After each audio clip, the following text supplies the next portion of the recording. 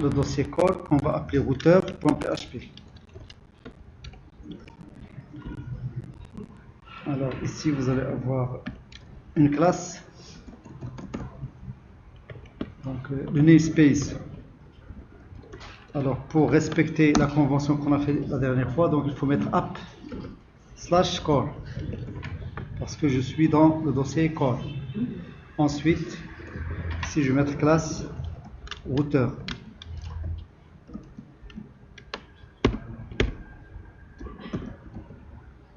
Alors, dans la classe routeur, vous avez une fonction publique, function start. Alors cette fonction start, c'est elle qui va démarrer l'application. Alors ici, qu'est-ce qu'on va faire? Donc je vais enlever tout ça.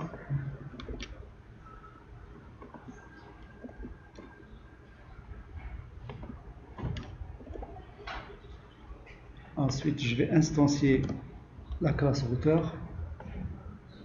Avant de l'instancier, donc je vais mettre use app/core/routeur. Et ici, je vais créer un objet de type routeur. $routeur égale new.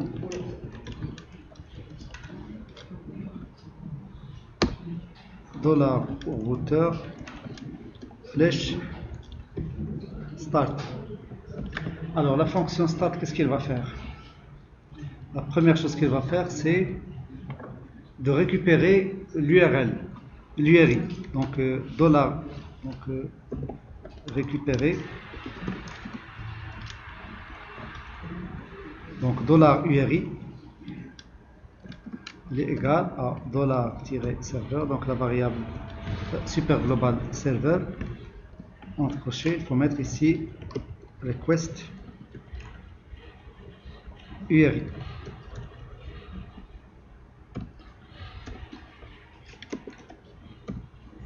D'accord, donc je vais lui demander de m'afficher cette URI pour voir qu'est-ce qu'il donne. Donc ici il faut mettre TP biblio.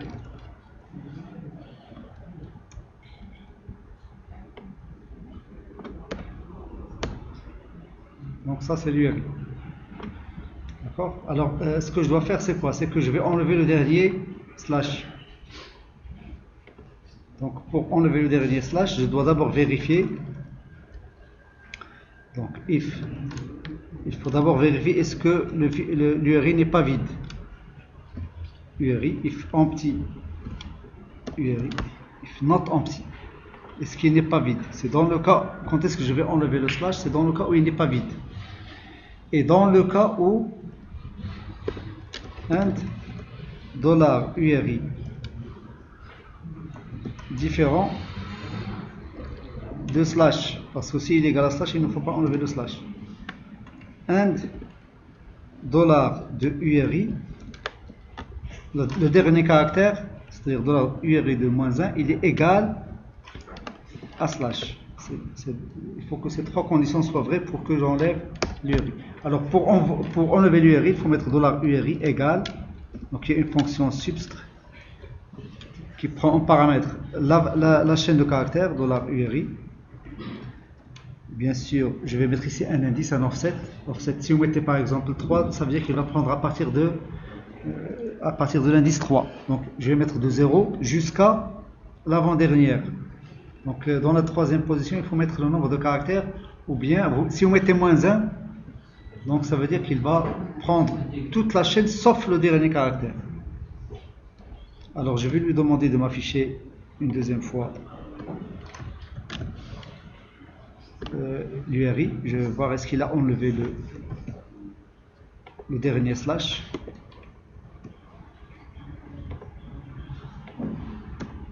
Donc vous voyez qu'il a enlevé le dernier slash. Donc ce que je fais ici, c'est enlever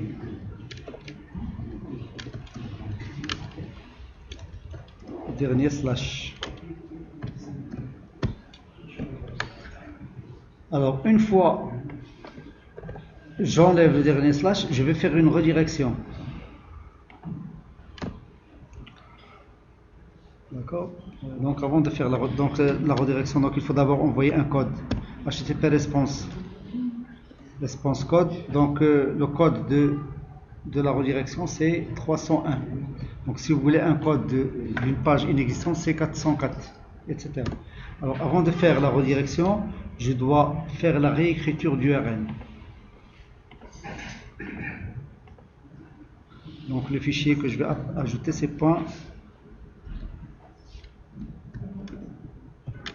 .htaccess. Donc je dois l'ajouter dans la... Alors dans ce fichier là, donc on doit activer la réécriture, le write engine on. Donc le write engine on, ça veut dire que j'active la réécriture d'URL. Ensuite je définis une règle de réécriture avec rewrite rule. Alors l'URL, donc il accepte les caractères suivants. Donc vous avez donc une expression régulière, elle commence par un chapeau et se termine par un $. Et à l'intérieur, quels sont les caractères qui sont acceptés? Donc il y a les caractères de A jusqu'à Z, de grand A jusqu'à grand Z, de 0 à 9. Il accepte également le tiret, l'underscore. Donc là, si je veux ajouter l'underscore, il faut l'échapper, il faut mettre slash, anti-slash, tiret. Donc ça c'est le tiret. Ensuite anti-slash tiret de 6. Ensuite anti-slash de slash. Donc ça veut dire quoi? Ça veut dire que mon URL il accepte uniquement les valeurs de A jusqu'à Z, de grand A jusqu'à grand Z, de 0 à 9, l'underscore, le tiret et le slash. Alors dans le cas où vous avez, donc bien sûr il faut mettre ici étoile, comme quoi donc il accepte plusieurs caractères de ce type, c'est-à-dire des A, des B, des C, des 0, des 4, etc., des slash, des tirets, donc plusieurs caractères. Alors dans ce cas-là, donc il va rendre l'URL sous la forme suivante: index.php, point d'interrogation, un paramètre P égale $1. $1, ça veut dire le caractère ou bien la chaîne que vous allez obtenir dans votre URL. Ça veut dire que cette chaîne-là, il va la mettre ici. Donc P égale. Comme ça. Donc c'est ça l'objectif de ce fichier-là. Alors maintenant, je vais fermer. Et qu'est-ce que je vais lui demander? Donc ici, je fais une redirection et je vais vérifier if, d'abord, if $get de P, s'il est vide. Alors s'il est vide, dans ce cas-là, qu'est-ce qu'il va faire? Il va mettre $URI égale $URI point. Donc je vais lui ajouter home slash index. Alors bien sûr dans ce cas-là, qu'est-ce qu'on va faire? On va avoir un contrôleur qui s'appelle home controller, et dans ce contrôleur il y a une fonction qui s'appelle index. Bien sûr on va créer tout ça par la suite.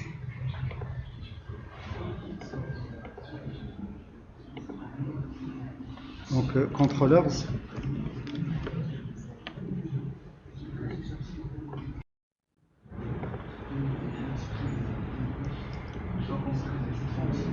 quelle fonction? Start. La fonction start, vous pouvez l'appeler comme vous voulez. Vous l'appelez démarrer, mais lorsque vous faites appel à cette fonction, ici il faut mettre démarrer. Donc le start, c'est pas un mot-clé de PHP, c'est une fonction que j'ai écrite moi-même. 301, c'est pour faire une redirection. Donc si vous êtes dans votre page et que vous voulez rediriger la requête vers une autre page ou bien vers un autre site, il faut d'abord envoyer le code 301, comme quoi vous voulez faire une redirection. Il y a plusieurs codes, il y a 301, il y a 404. 404, ça veut dire que la page n'existe pas. Si par exemple vous cherchez et que le fichier n'existe pas, le fichier que vous demandez n'existe pas, vous envoyez le code 404. Mais ici, vous voulez faire une redirection. Pourquoi je vais faire une redirection? Parce que lorsque j'ai récupéré l'URL suivant, je dois récupérer cette information, je dois la mettre ici dans P, et je dois faire une redirection vers cette page. Comme ça, il va m'envoyer vers index.php avec un paramètre P que je peux récupérer avec $get. Et à partir de ce paramètre-là, je peux savoir quel est le contrôleur que je vais instancier et quelle est la fonction que je vais appeler. Donc c'est pour cela que j'ai d'abord écrit le fichier htaccess. Comme ça, donc, il fait la réécriture du URL. Ça va me permettre de récupérer l'information que vous avez dans votre, les informations que vous avez après le nom de votre application. D'accord. Alors maintenant, donc, dans le cas où l'utilisateur ne spécifie pas le contrôleur et la fonction, donc je sais qu'il y a un contrôleur spécial qui s'appelle homeController, et dans ce contrôleur, il y a une fonction spéciale qui s'appelle home. Donc je vais ajouter un contrôleur ici, que je vais appeler homeController.php. Donc bien sûr ici vous allez avoir PHP namespace app / controllers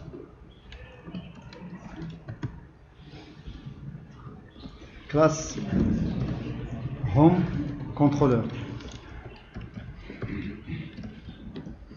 et ici vous avez public fonction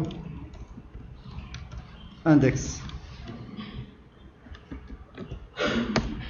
Alors ici je vais mettre echo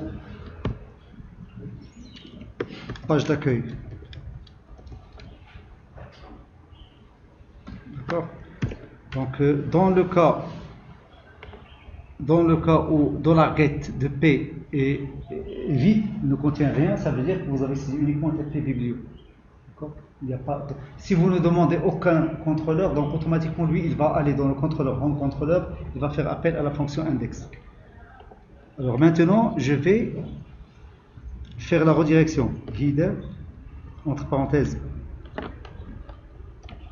location de points. Les deux points doivent être collés à location. Espace point $URI.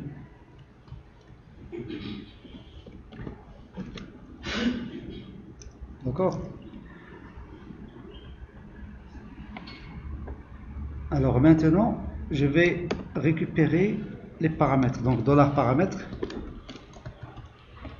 il est égal à un tableau vide. Alors si la valeur ou bien $get de P est différent n'est pas vide,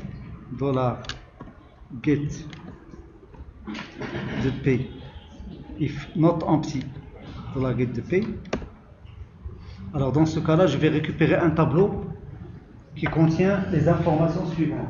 Donc le tableau contient livre et créé.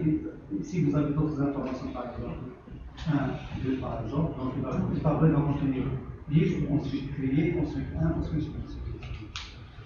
Alors comment on va faire? Donc je vais mettre $paramètre égal. Donc vous avez une chaîne de caractères avec un séparateur. Comment on va faire pour récupérer les éléments qui se trouvent à l'intérieur de ce séparateur? C'est avec la méthode, la fonction explode. Explode, vous lui donnez le séparateur et vous lui donnez la chaîne. La chaîne c'est $get de P. Donc bien sûr à partir de $get de P, donc il va récupérer tous les éléments qui se trouvent entre les slash. Pourquoi? Parce que le slash c'est le séparateur. Ça veut dire quoi? Ça veut dire que si vous avez un URI de ce type, par exemple TP biblio / livre / index / a, donc le tableau, donc cette partie là, ça c'est P. Donc $get de P,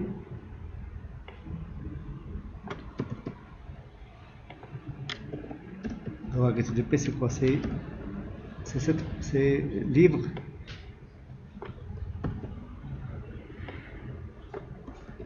/ Ça veut dire quoi? Ça veut dire que si je fais dollar paramètre explode slash etc., ça veut dire que dollar paramètre de 0, c'est quoi?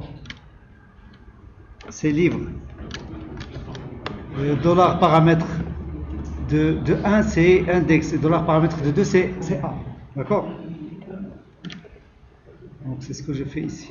Alors maintenant j'ai récupéré dollar paramètre. Alors il se peut que vous n'avez aucun paramètre, ça veut dire que vous avez uniquement TP biblio, donc sans aucun paramètre. Alors dans ce cas-là, qu'est-ce qu'on va faire? On va d'abord vérifier if dollar paramètre de 0 différent d'une chaîne vide. Alors dans ce cas-là, je peux savoir le contrôleur. Donc le contrôleur c'est dollar paramètre de 0. S'il vous plaît, dollar contrôleur c'est quoi? Normalement c'est dollar paramètre de 0, c'est ça? Est-ce que vous êtes d'accord? Alors si dollar paramètre de 0 est différent d'une chaîne vide, ça veut dire que dollar paramètre de 0 c'est livre, donc ça c'est le contrôleur. Mais je dois mettre ici un point, je dois lui ajouter contrôleur, parce que si vous avez livre, ça veut dire qu'il faut instancier contrôleur.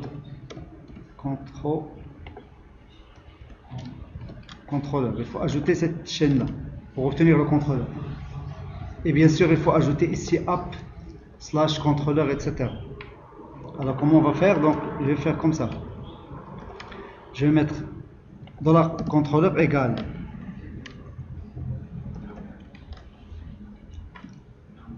app, donc il faut mettre le namespace complet slash contrôleur slash et je vais ajouter dollar paramètre de 0. Dollar paramètre entre crochets 0. Ensuite je vais ajouter contrôleur.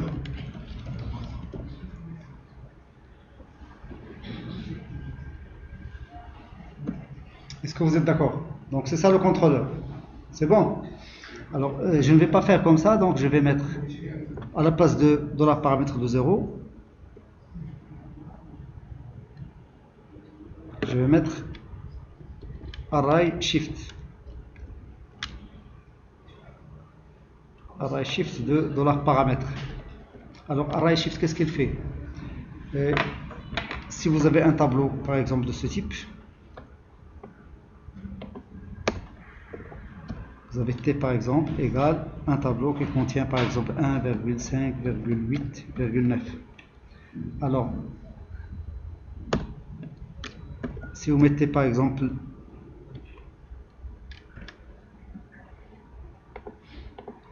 dollar $A égale array shift de dollar $T. Donc ça veut dire que dollar $A elle est égale à la première valeur, à la valeur 1.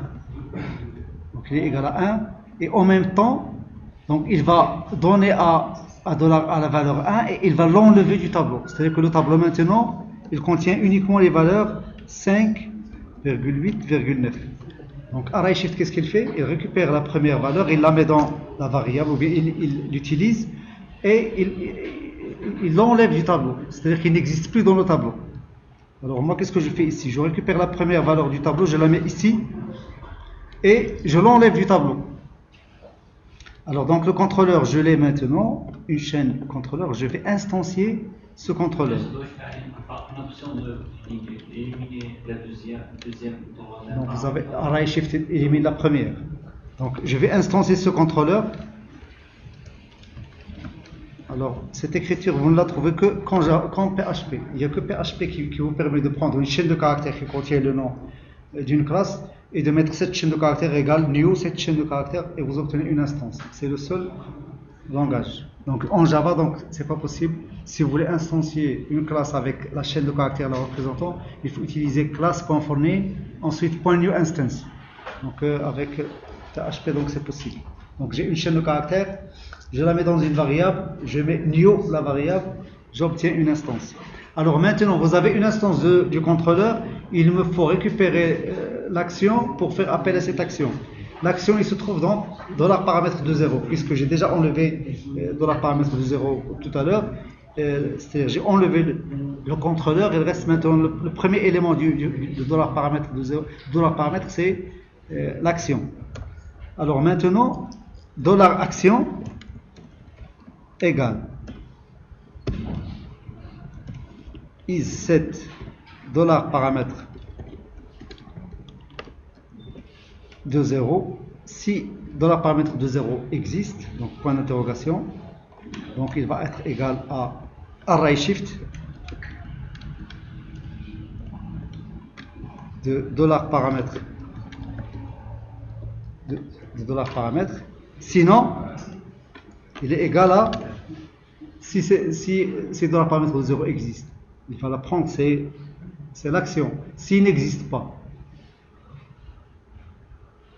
alors, supposons par exemple que je mets ici tp biblio / livre, je ne mets pas / créer, je ne mets rien. Ça veut dire qu'il va prendre index. Si je ne spécifie pas l'action, ça veut dire que par défaut il va utiliser index. Donc s'il ne le trouve pas, il va utiliser index. D'accord? Alors maintenant, l'action que je récupère, je dois vérifier est-ce qu'il existe dans le contrôleur. If méthode existe.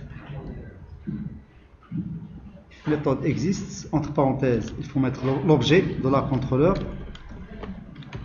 virgule, l'action, $action.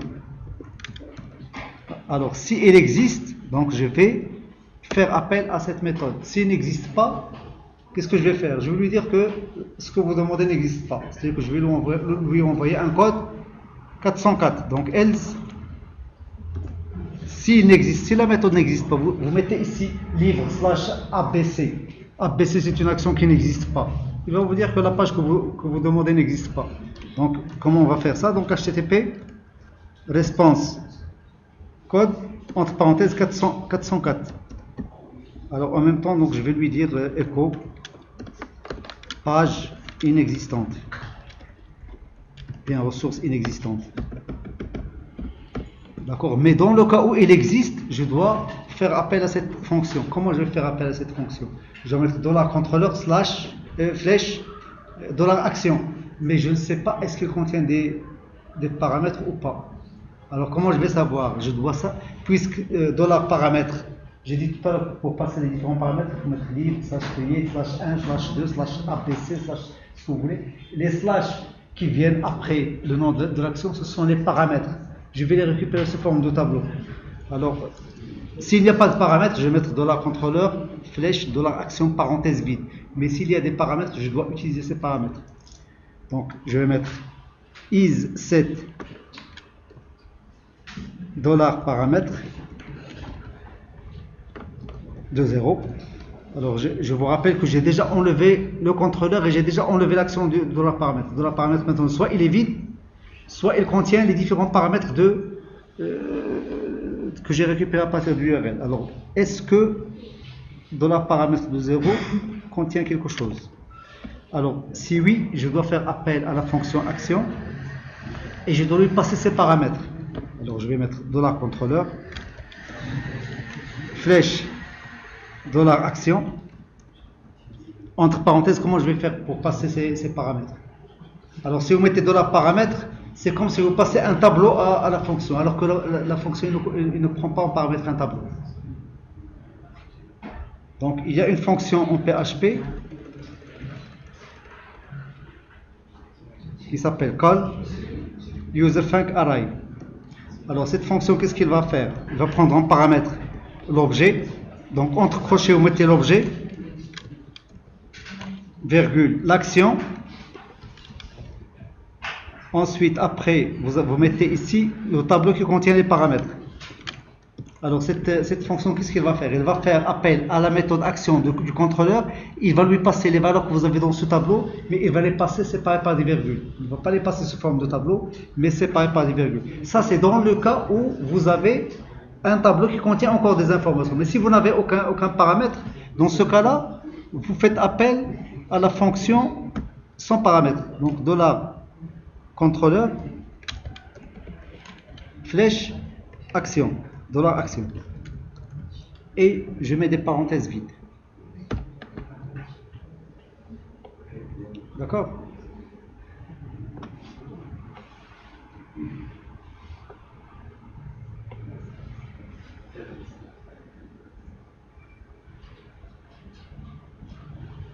Alors maintenant, ici vous avez if not empty, c'est-à-dire si P contient quelque chose. S'il ne contient rien, ça veut dire tout simplement que $controller il est égal à new home controller et que je fais appel à la fonction ou bien à l'action $controller flèche index. Ça veut dire qu'il va aller dans l'index de ici, il va faire appel à cette fonction. Et bien sûr, ici je dois ajouter un autre contrôleur que j'appelle livre contrôleur.php.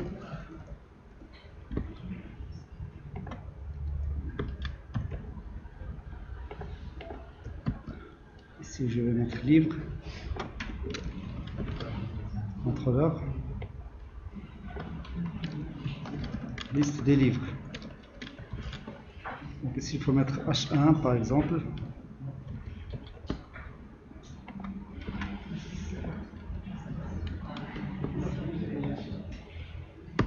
D'accord? Alors maintenant, page d'accueil. Donc par défaut c'est page d'accueil. Alors vous voyez que ici l'URL a été changé, donc vous avez home/index. Livre/index liste des livres. Alors maintenant, on va faire la liaison avec ce qu'on a vu la dernière fois. Alors dans la fonction index, normalement je dois afficher la liste des livres. Donc je vais mettre liste des livres. Ensuite, je vais instancier le modèle, livre modèle. Donc $modèle égale new livre modèle. Bien sûr ici livre modèle. Ensuite je vais mettre vardamp entre parenthèses $modèle flèche find all.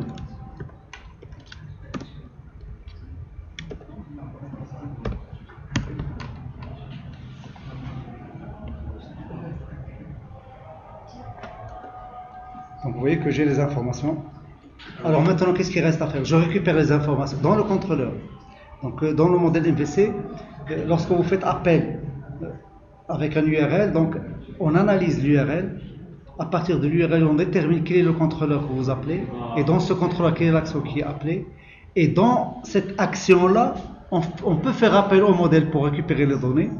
Et on fait appel à la vue pour les afficher. Sinon, si vous avez un formulaire, si vous avez envoyé un formulaire, le contrôleur va recevoir ces informations, il va les ajouter dans la base de données en utilisant le modèle. Ensuite, il va vous afficher une autre page. D'accord? Donc c'est toujours comme ça que ça va se passer. D'accord? Donc